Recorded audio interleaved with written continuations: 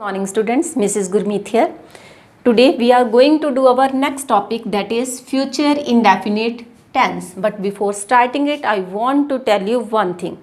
Remember, we have no particular form of verb to convey future directly.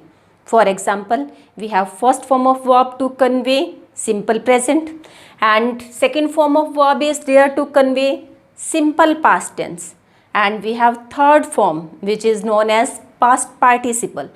It is used for passive voice, other constructions, and for perfect tenses.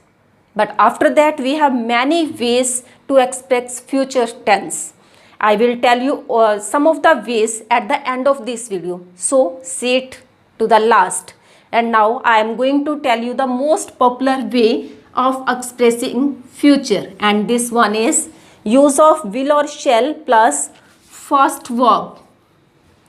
According to this, the structure is subject plus will or shall, first form of verb, and object. For example, we shall win the match.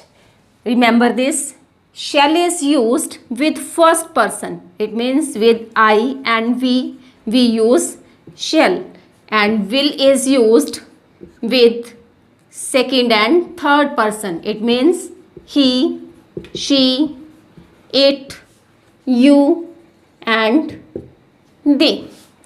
With first person we use shall, and with second and third person will is used. In negative sentences we use subject, then will or shall according to the subject. After that not, first form of verb, and object is used. For example, the CM will not visit Gujarat tomorrow. CM, subject is there, will not visit Gujarat tomorrow. Now maybe some of you may think कि we have listened this, he shall or I will.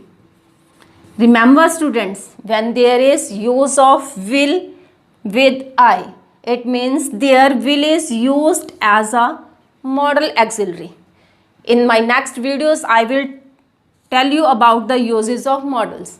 Okay, here we are doing tense, and according to tense will is used with third person. Okay, in interrogative sentences we use will or shall before the subject. Will or shall is placed before the subject, then verb is used, object and question mark at the end.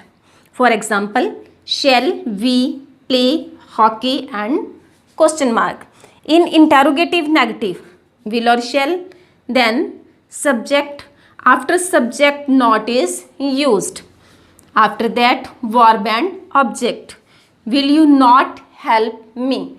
I hope the structure is clear to you. Okay, now see its uses.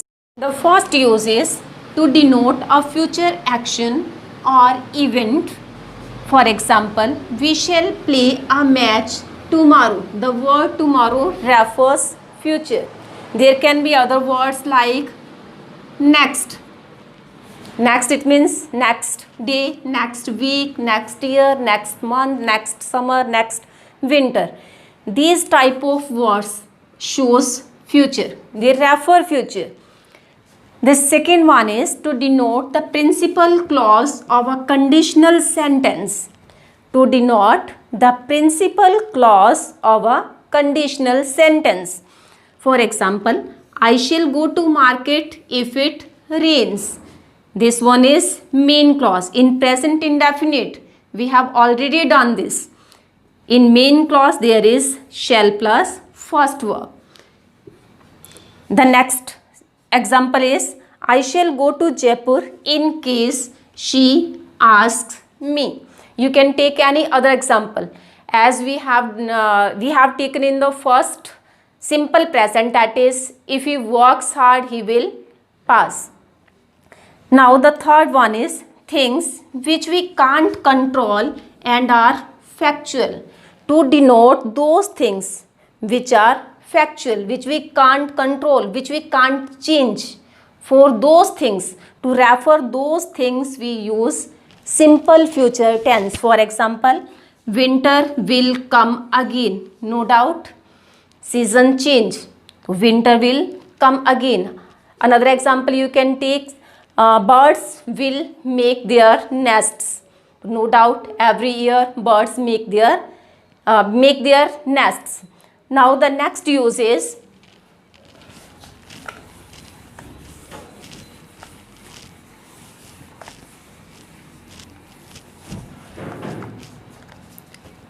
to indicate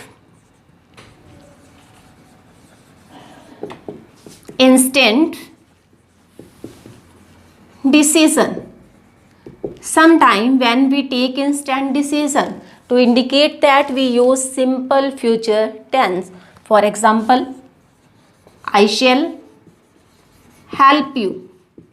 As I have already told you, there are many ways of expressing future, and here are some ways of expressing future. The first one is simple present tense. By using simple present tense, or we can say first form of verb, we can express future. For example, Mr. Sharma retires on 31st December.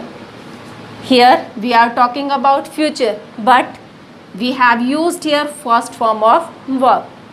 The second way is the present continuous tense. By using present continuous tense, we can denote future. For example, I am taking my mother to the doctor this evening. It means this evening we are going to the doctor. The third one is are. It means be plus going to plus first form of verb. For example, we are going to do this work. Any example you can take, and mostly maybe some of you say this: I am going to meet my friend, I am going to my friend's house, I am going to appear in the exam, like this. We use this. Is going to, or am going to, or are going to. Is are plus going to plus first verb is used. Next one is be.